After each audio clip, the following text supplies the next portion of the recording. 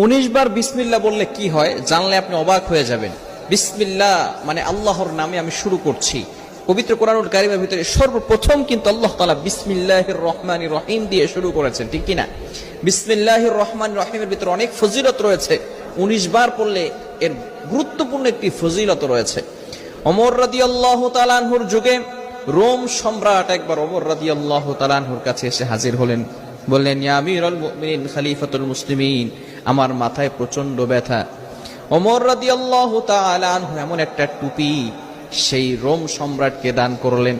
সেই টুপিটা যখন মাথায় দেয় সাথে সাথে মাথার ব্যথা ভালো হয়ে যায়। সুবহানাল্লাহ, বাসায় গিয়ে সাথে সাথে মাথার ব্যথা কি হয়ে যায়?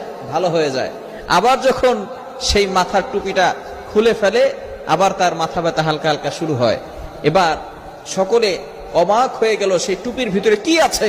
ওমর ইবনুল খাত্তাব রাদিয়াল্লাহু তাআলা আনহু টুপি